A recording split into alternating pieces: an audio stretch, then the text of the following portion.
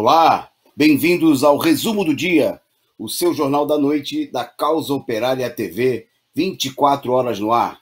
Começando nesta terça-feira, dia 26 de janeiro, um pouco mais tarde, porque nos meses de janeiro e fevereiro, terças e quintas, tem aula da Universidade de Férias, da 46ª Universidade de Férias, que tem como tema o que foi o stalinismo, uma análise marxista, e que vem sendo apresentado pelo companheiro Rui Costa Pimenta, com mais de 1.200 pessoas inscritas, 16 países, e que para você ter acesso, você precisa se inscrever, né, como fizeram essas centenas e centenas de pessoas de várias regiões do mundo, de todas as regiões do Brasil, lá no site da Universidade Marxista.pco.org.br, né?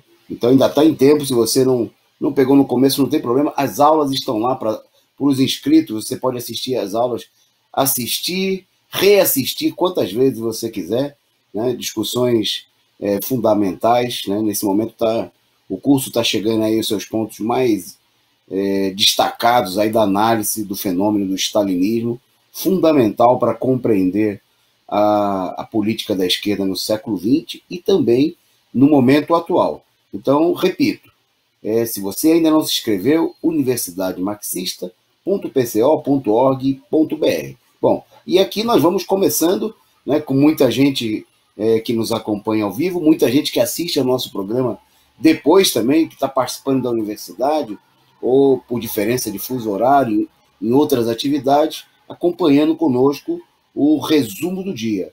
E nosso programa de hoje destaca, né, o mundo superou, no dia de hoje, a marca de 100 milhões de pessoas infectadas, né, uma demonstração cabal da impotência, né, porque muita gente procurou apontar o seguinte, que supostamente, né, diante dos avanços tecnológicos, da aparência de desenvolvimento do mundo, que o capitalismo teria superado etapas anteriores da humanidade, do próprio capitalismo, das grandes pestes, né, da grande situação que não havia mecanismo de controle. Bom, hoje os mecanismos de controle eles são possíveis, né? A própria situação atual demonstra exatamente isso.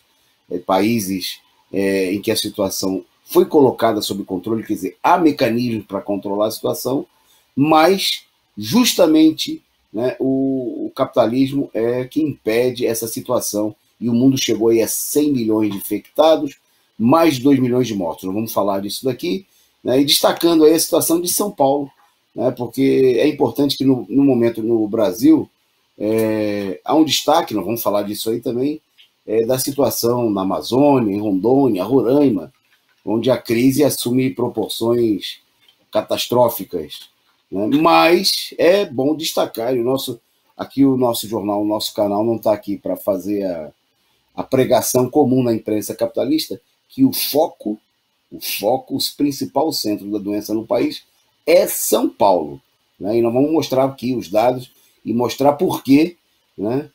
Porque aqui não tem conivência com a campanha de tentar apresentar o governador João Dória como um verdadeiro santo, né? São João Dória da vacina, né? Como muita gente procura fazer nesse momento, a grande operação da imprensa capitalista, dos partidos da direita, que agora se apresentam como centro. Bom, então fique conosco, compartilhe o nosso programa aí nas redes sociais. Eu mando boa noite aqui para alguns companheiros que nos acompanham nesse começo de transmissão, né, pedindo a vocês que façam aí esse compartilhamento, né, mande aí o link nas redes sociais, no Telegram, no YouTube, no WhatsApp, no Facebook, etc, etc, né, e saúdo aí a presença, em nome desses que eu vou citar agora, de todo mundo que acompanha o nosso programa, seja ao vivo, seja na reapresentação.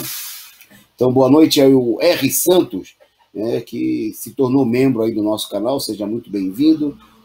A Norma Devico, o nosso amigo Reflexão Sempre, né, sempre participando aqui conosco. O Fabiano Proletário, muito boa noite, companheiro. O Jazão Guaraneche, né, destacando que nós vamos voltar aos anos de 1300 com a peste negra, porque a contradição, né, que a gente vivencia é a contradição típica do capitalismo.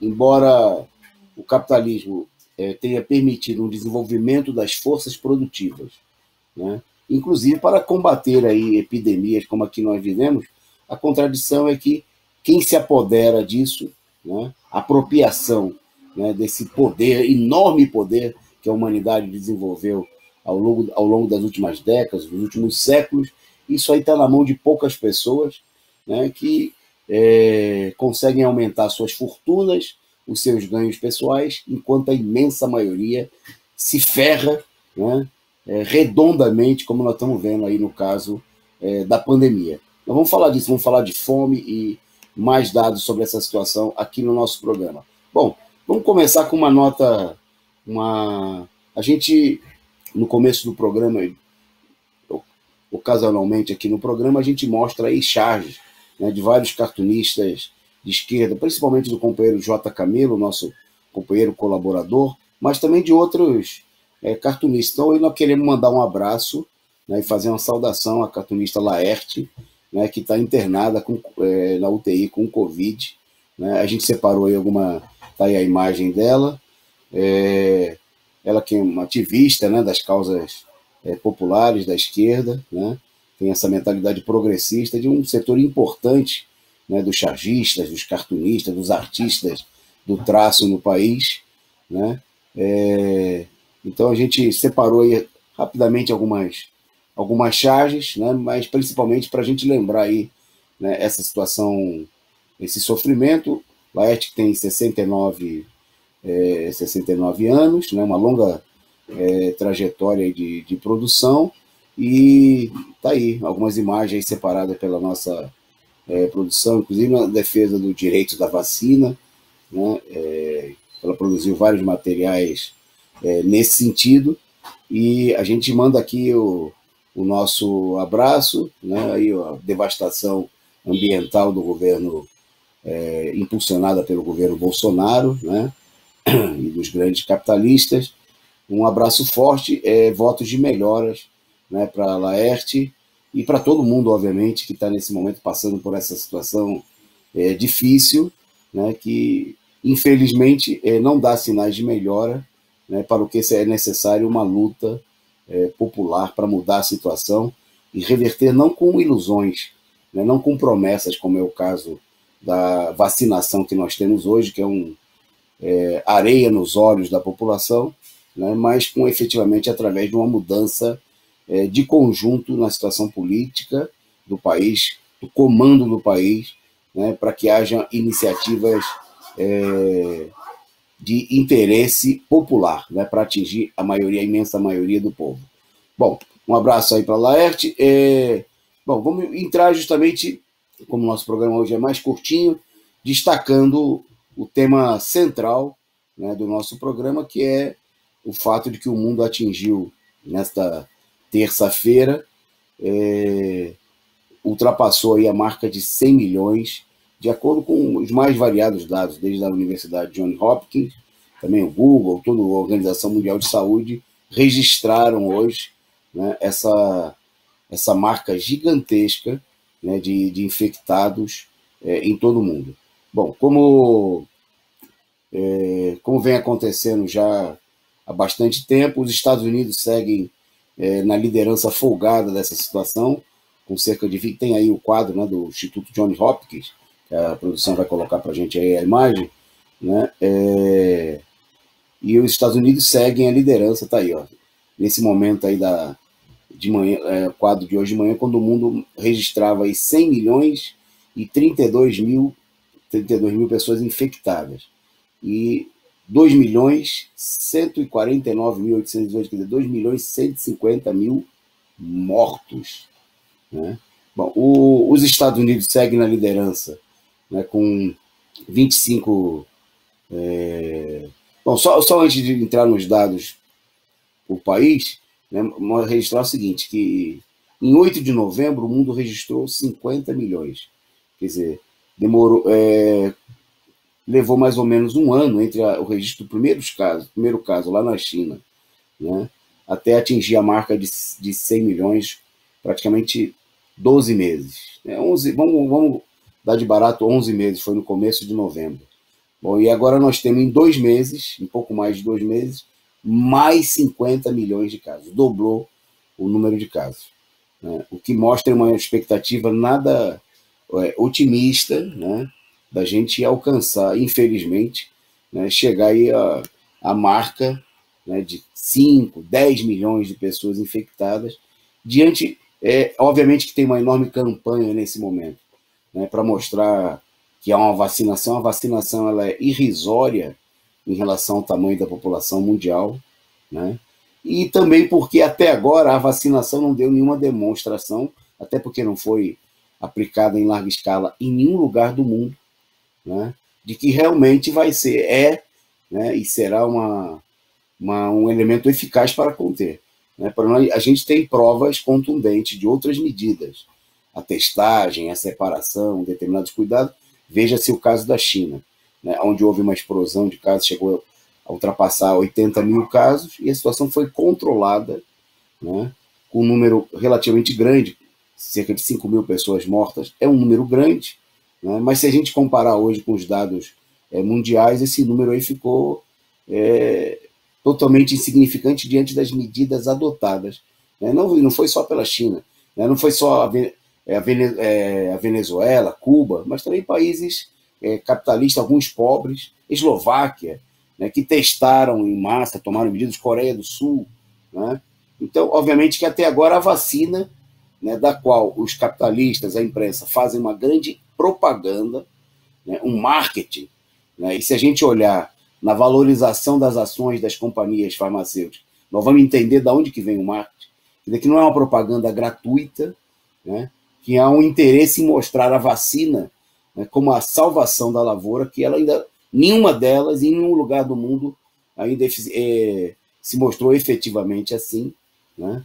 Até porque os países que têm alguma vacinação significativa, o caso de Israel, que teria vacinado 25% da população, são casos, são exceções, né? São raridades, né? E ainda não é possível, nem mesmo nesses países, medir o efeito. Agora, o efeito de outras medidas que não foram adotadas na maioria dos países do mundo, esses são sentidos. Bom, e nessas condições, os Estados Unidos seguem aí com cerca de 1/4, 25% dos casos em todo o mundo, né, e lideram entre os mortos com 423 mil mortos. A produção tem o quadro aí para a gente, pode colocar aí, produção, esse quadro mostrando aí, né?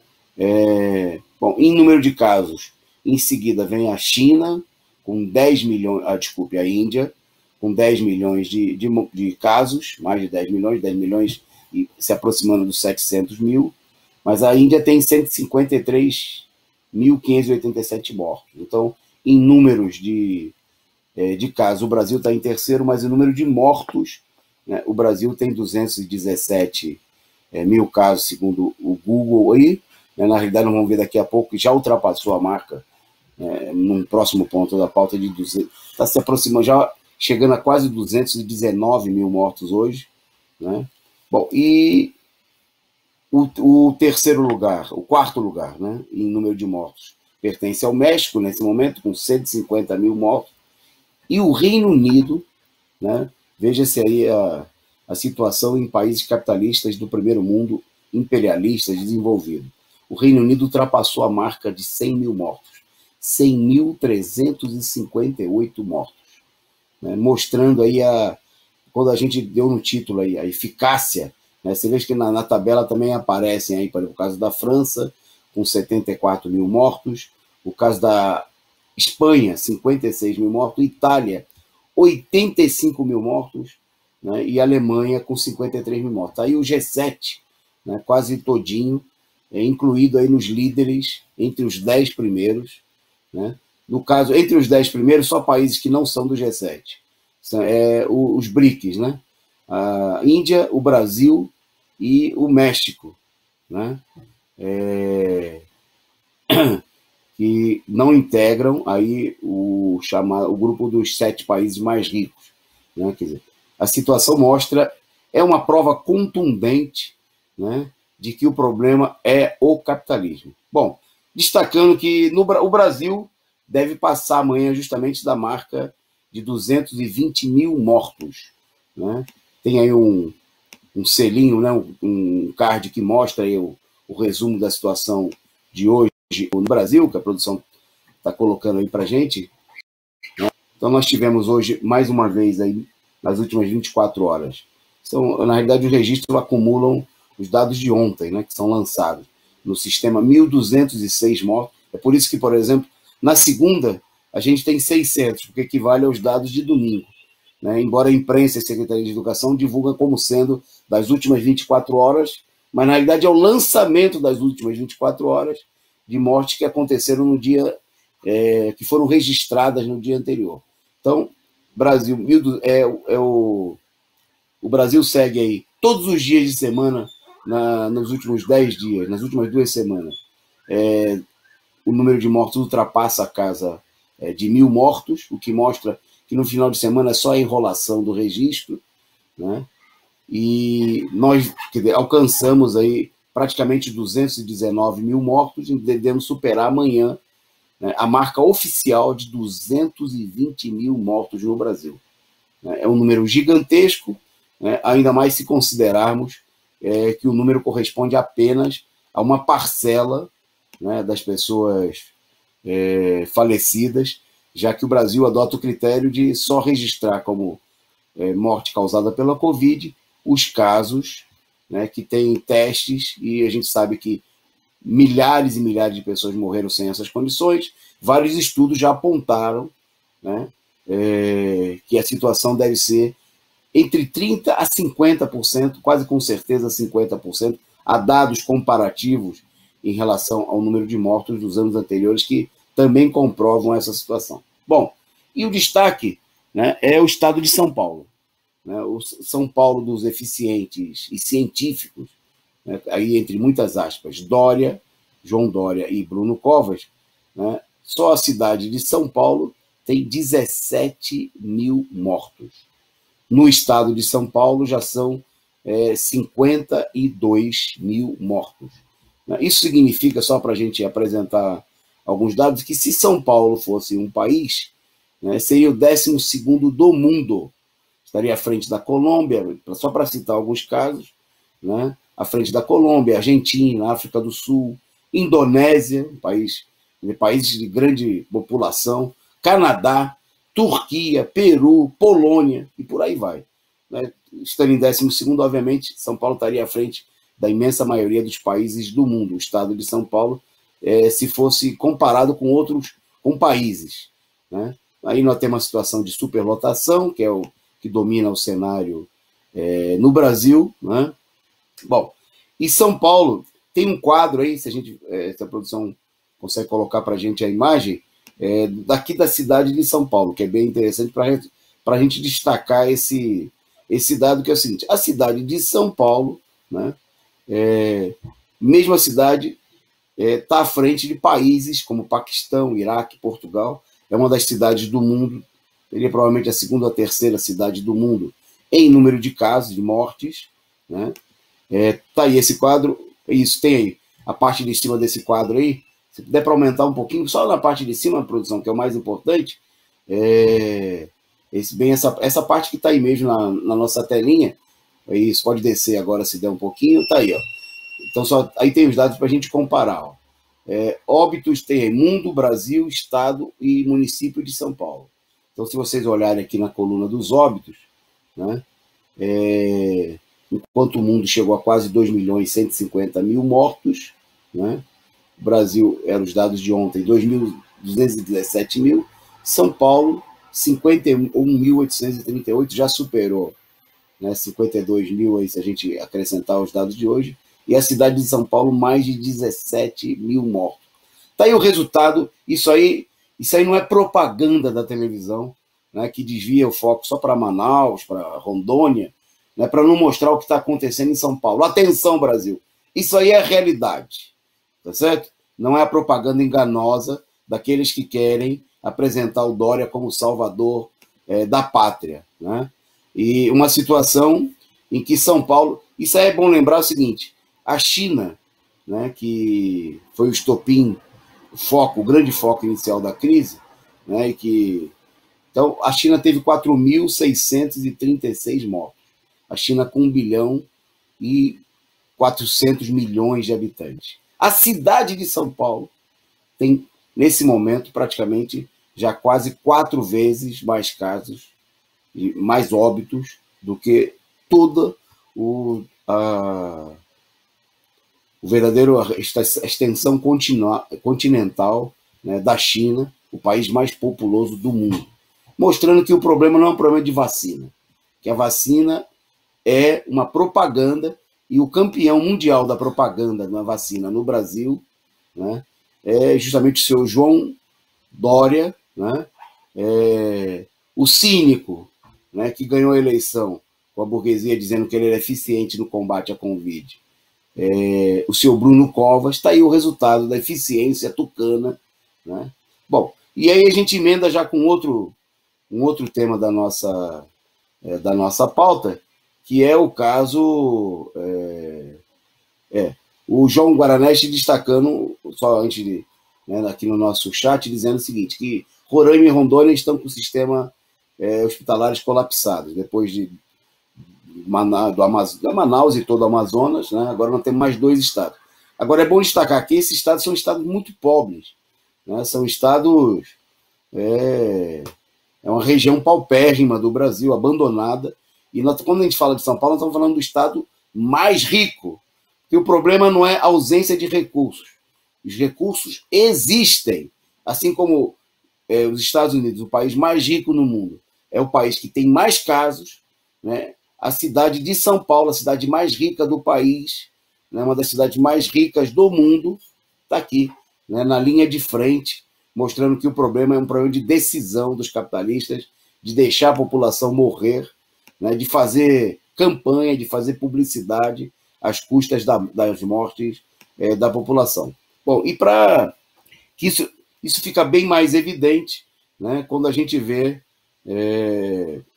um enorme esforço, parte dessa operação da campanha publicitária da burguesia, tentando justificar o crime da volta às aulas, né? E hoje teve o primeiro dia de planejamento escolar das mais de 3.000 escolas da rede estadual de São Paulo. Tem imagem aí do cínico, do secretário estadual de Educação, Rocieli, né? Fez toda aí tem uma imagem dele junto com um Dória aí, produção. Fez toda uma colocação sobre a importância, a decisão do governo de voltar às aulas, né?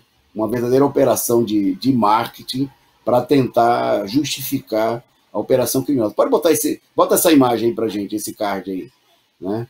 Porque esse aí é um card que a gente fez como resultado, a Corrente Educadores em Luta produziu como um resultado da própria reunião.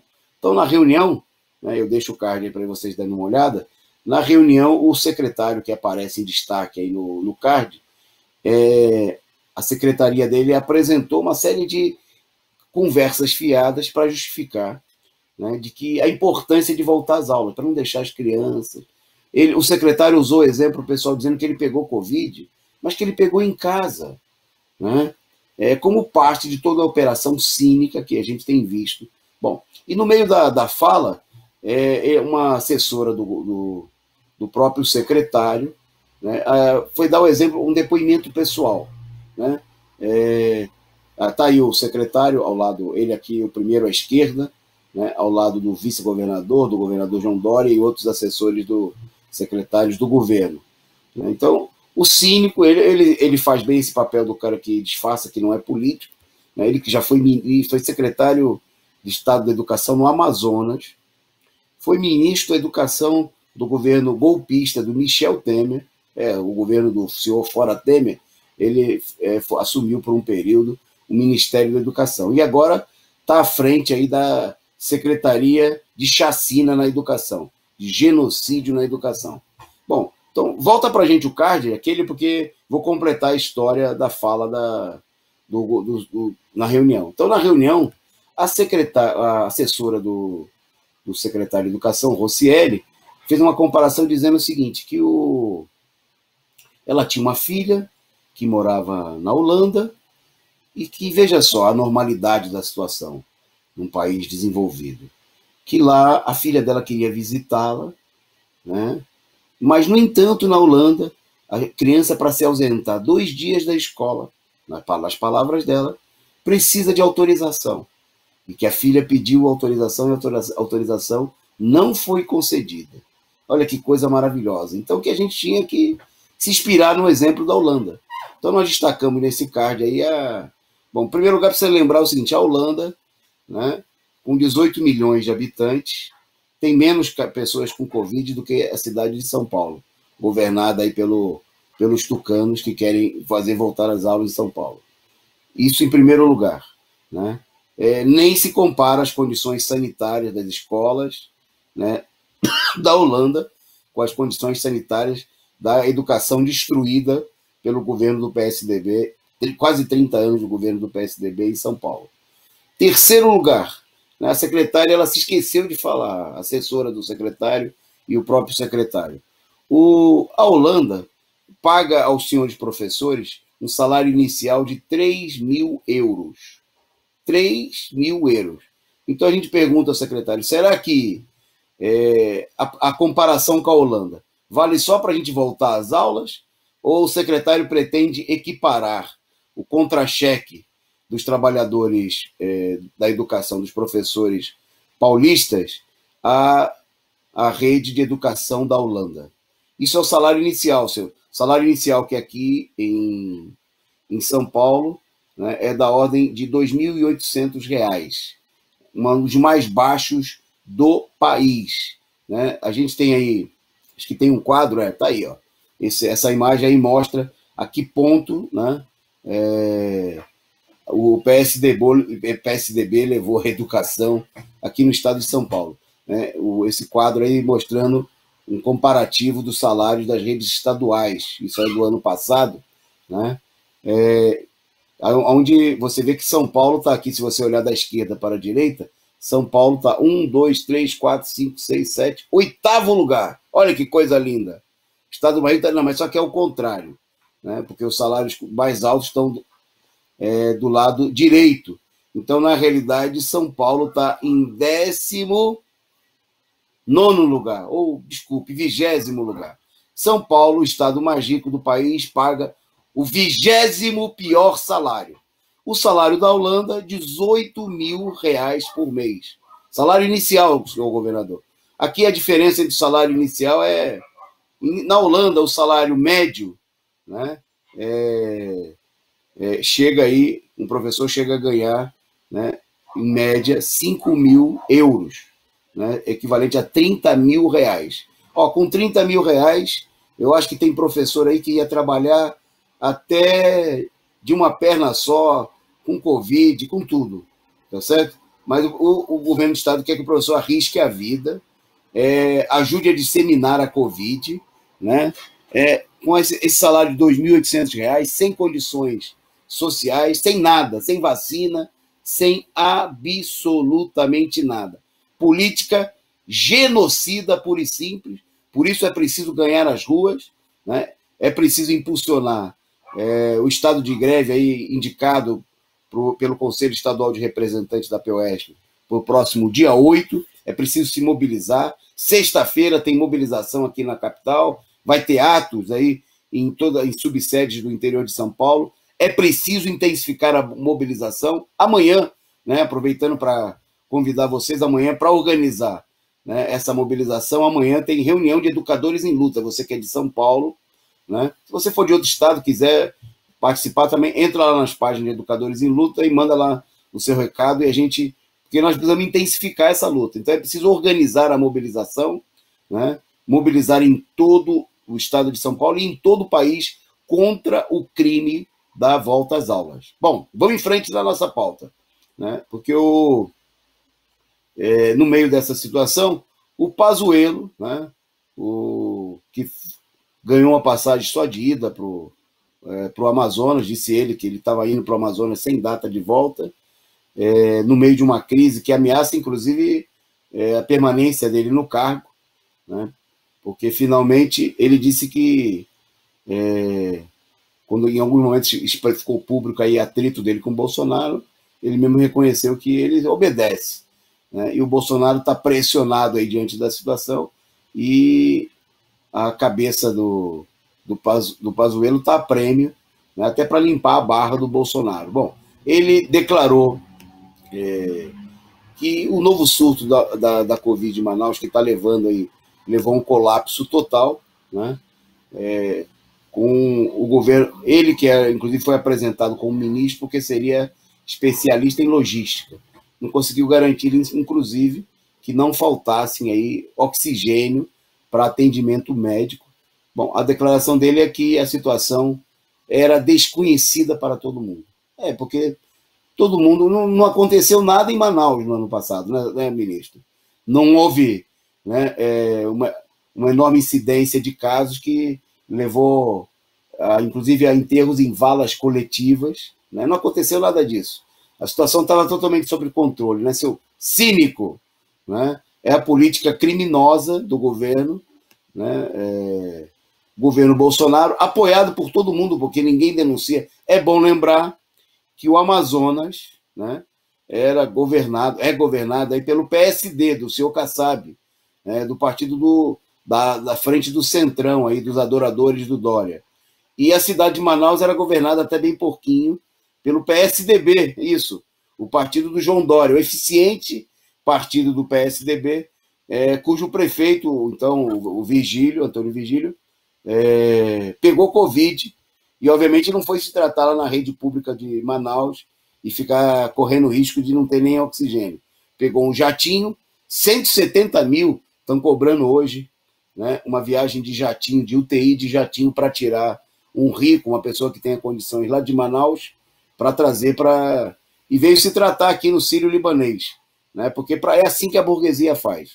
Na hora H, eles resolvem o problema deles e deixam que o povo se ferra. Bom, a situação agora está colapsada não só em Manaus, não só no Amazonas, mas também em Rondônia e em Roraima, né, mostrando que é uma tendência nacional, né, a situação começa a explodir e aparecer nessas regiões mais pobres por dois motivos.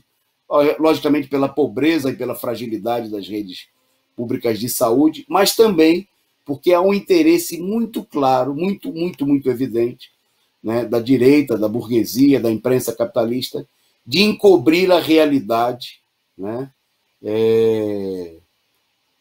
em São Paulo, no Rio de Janeiro, nos grandes centros, que é para não denunciar a política criminosa dos setores da direita, que são comparsas, né, do Bolsonaro nesse genocídio, mas querem fingir que eles são oposição. Bom, o pessoal lembrando aqui no chat, muito bem, no meio disso tudo, né, faltando dinheiro para recursos, alegando falta de recursos, falta de organização, falta de tudo, falta de vergonha na cara, para garantir o oxigênio para os internados em Manaus e em outros estados. Já tem casos no Pará também em Roraima, em Rondônia. O governo foi denunciado aí que o governo Bolsonaro gastou 1,8 milhão só em lata de leite moça.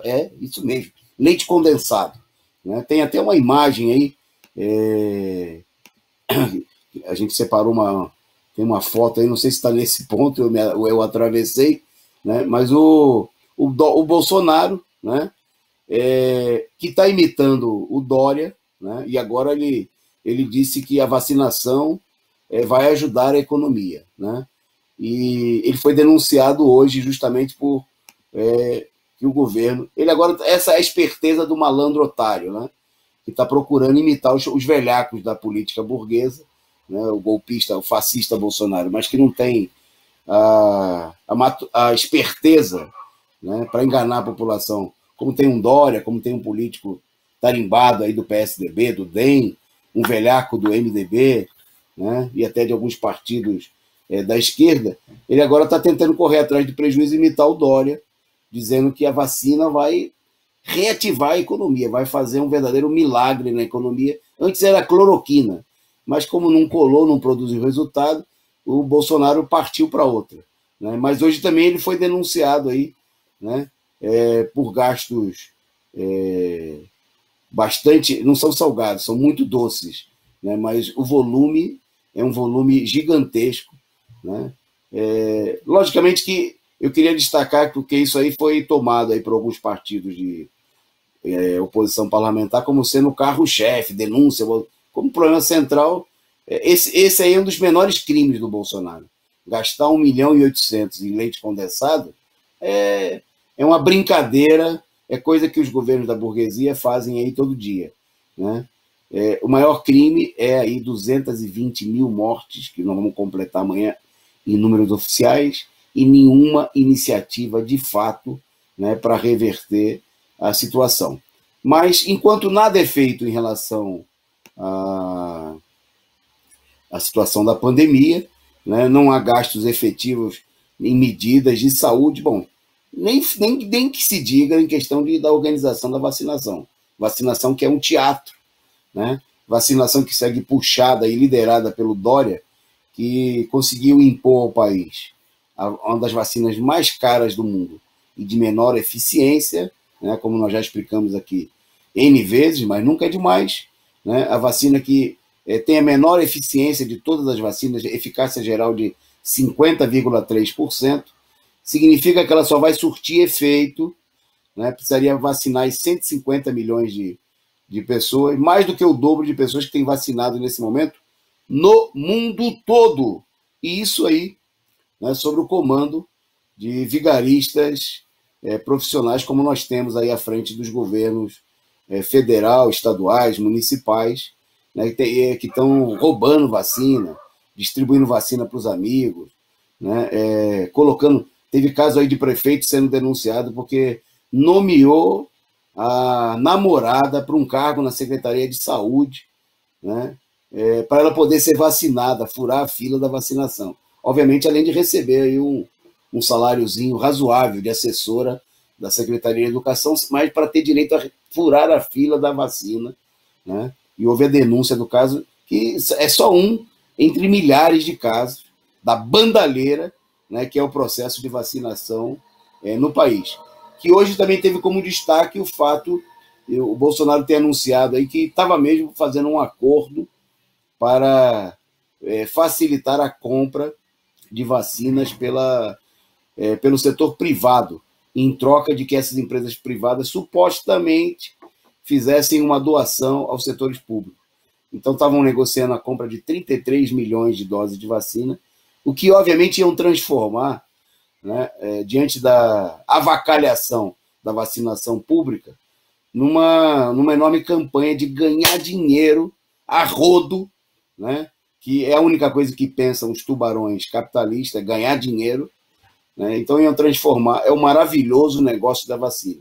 Assim como os laboratórios internacionais estão ganhando rios de dinheiro, né? Tiveram as suas ações, o valor das suas ações subindo até 1.500% nas bolsas de valores do mundo, as empresas brasileiras ou internacionais instaladas no Brasil estão de olho, querem faturar também. Bom, e aí hoje houve a negativa dessa situação. Bom, enquanto isso, eu só queria destacar, vamos falar agora do Guedes, né? O Guedes hoje ameaçou, né, rosnou contra, mais uma vez, contra o auxílio emergencial, né? É bom lembrar, auxílio que parou de ser, nesse momento, se estima que só 10% das pessoas cadastradas no programa ainda tem alguma coisa para receber, né? Menos de 10% tem alguma coisa para receber do auxílio, que foi extinto no dia 31 de dezembro, não existe mais. Bom, e o Guedes, diante da pressão, porque ontem nós divulgamos aqui uma pesquisa que mostrava que 7 de cada 10 brasileiros que recebiam auxílio emergencial continuam sem nenhuma fonte de renda. Bom, e aí o Guedes saiu ao ataque, foi a luta, né? Foi a luta, na verdadeira luta que é travada nesse momento, que é a guerra contra o povo. O Guedes, que tem apoio aí de todos os setores da burguesia, né? Inclusive os setores que fingem fazer oposição ao Bolsonaro, excetuam a atuação criminosa do ministro da Economia contra o povo. Então, nessa verdadeira guerra, o Guedes disse que, se for aprovado o auxílio emergencial, seria necessário, né, travar outras medidas, né, na área econômica. Ele ameaçou governadores, está aí a imagem do Guedes aí, né, ele ameaçou todo mundo de que, se for aprovado, se tiver que ser recolocado o problema do pagamento de algum auxílio emergencial, outros projetos, né, teria que haver corte em outras áreas. Ele até chegou a falar em cortar recursos da área da saúde, da educação, né? É a política criminosa que ele chamou de orçamento de guerra. E eu queria dizer que é mesmo um orçamento de guerra, né? É um orçamento de guerra contra o povo, né? É o orçamento daqueles que estão numa declarada guerra para deixar a população morrer, né? Morrer pela Covid, morrer de fome, morrer se contaminando, voltando às aulas, né? Morrer numa situação de desemprego. Então, é a política de guerra do Guedes contra a população, né? Com um enorme apoio de toda a direita capitalista. Não se fala em outra coisa senão para aprovar as tais reformas, que é parte dessa guerra do Guedes, é a guerra contra o povo, né? Por isso mesmo eu preciso declarar guerra, né, contra o governo Bolsonaro e contra todos os golpistas que apoiam essa política. Bom, destacando aqui na nossa pauta, hoje foi protocolado mais um pedido de impeachment do Bolsonaro, né? Desta feita, quem fez o protocolo, a gente já perdeu a conta, mas passou de 60 o número de pedidos de impeachment. O pedido foi levado por líderes religiosos, né? Estavam presentes padres católicos, pastores anglicanos, luteranos, metodistas, desculpa, nesses aí são todos padres, mas havia também, né, padres católicos, anglicanos, luteranos, metodistas e pastores de várias confissões evangélicas, né? A medida teve o apoio da Comissão Brasileira de Justiça e Paz e da Conferência Nacional do Bispo do Brasil e da Aliança de Batistas do Brasil, dentre outros. Bom, o que é interessante, logicamente, mostra aí o clima de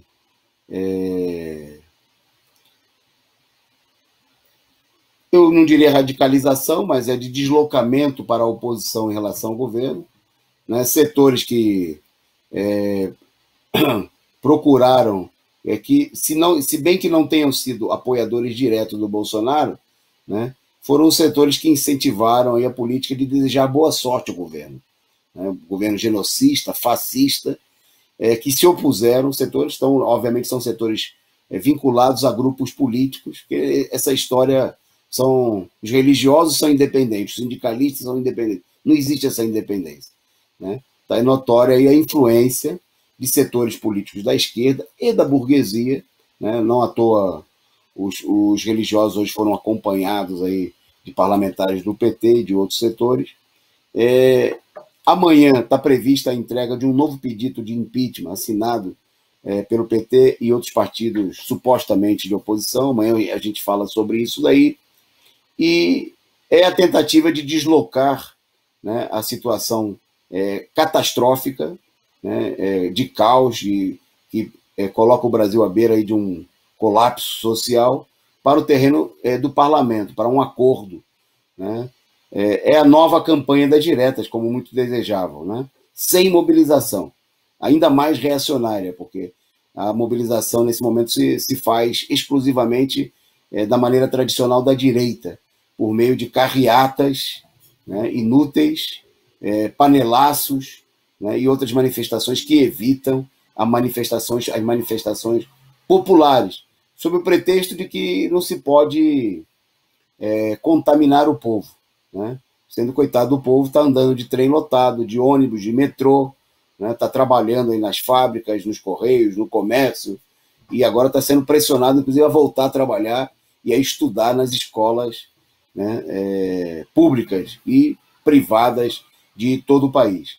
É a política que a gente já sabe o resultado dela. O resultado é a burguesia chegar a um acordo com o próprio Bolsonaro, ou um acordo, como vem sendo defendido aí, abertamente por setores da direita, como o caso do reacionário jornal Estado de São Paulo, para trocar Bolsonaro, né, por um político ainda mais direitista, tão direitista quanto Bolsonaro, mas mais tarimbado do que ele para atacar o povo, como é o caso do João Dória, né, nesse momento a principal figura, o São João Dória, né, da vacina, né, o protetor das causas da burguesia, né? Então é importante mostrar isso daí, né, que é uma ilusão acreditar que a situação possa ser resolvida por meio de um entendimento com esses setores, sem que haja uma grande derrota popular, como aconteceu em todos os outros momentos em que essa política se impôs. Bom, nós estamos se aproximando do finalzinho. Eu vou destacar aqui duas notinhas internacionais aqui do final da nossa pauta. Bom, primeiro, uma nota importante que diz respeito à economia de conjunto, né? Os ricos recuperaram as perdas da Covid em 9 meses.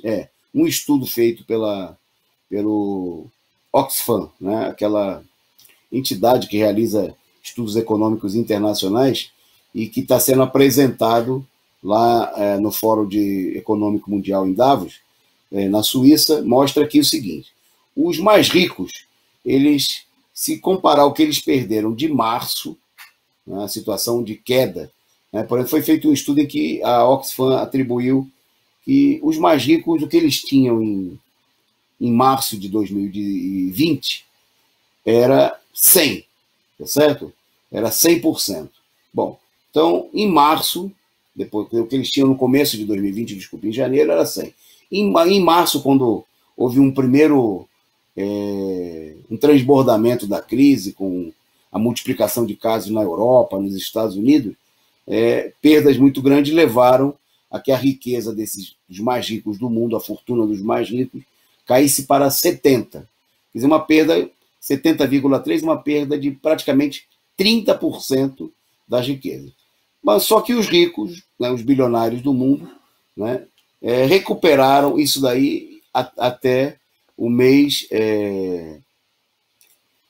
de novembro do ano passado, até o final do ano, né? Os ricos já tinham recuperado em 9 meses, né, no final de 2020, os ricos já tinham recuperado, então aí não só recuperaram, como muitos multiplicaram as suas fortunas, né, os maiores bilionários do mundo, né? Tem imagens aí, tá aí, quem mais ganhou em 2020. Então, vocês veem aí, né, alguns destaques aí, como o dono da Tesla, montadora, né, que a fortuna aumentou aí em quase 30 bilhões, o dono da Amazon, cuja fortuna aumentou em mais de 120 bilhões, né? Viva a crise, viva a pandemia, está dizendo aí o Jeff Bezos, né? Bom, e tem aí os dados dos outros bilionários. Esse aí não tem o que reclamar. No entanto, a população mais pobre, né, a previsão da Oxfam é que vão demorar, isso nessa visão otimista, né, de que vai haver uma recuperação econômica, né, de que nós não estamos diante de uma crise histórica, que milhões de pessoas serão levadas à morte e outros milhões ou bilhões nunca recuperarão nada. A estimativa da Oxfam é que levarão 10 anos para voltarem aos índices miseráveis do começo de 2020. Né? Tá aí o resultado, né? Tá aí, esse tema se junta com o nosso primeiro tema da pauta, mostrando aí, né, o que é a falência e também a farra capitalista no meio dessa situação de crise. Bom, eu vou ficando por aqui, porque passou a nossa hora, agradecendo a vocês que acompanharam aí a nossa transmissão. Amanhã a gente volta aí ao horário normal, um pouquinho mais cedo, a partir das 8h30, agradecendo a produção, a cargo do companheiro Volney Martini. Um forte abraço e até amanhã com mais um resumo do dia.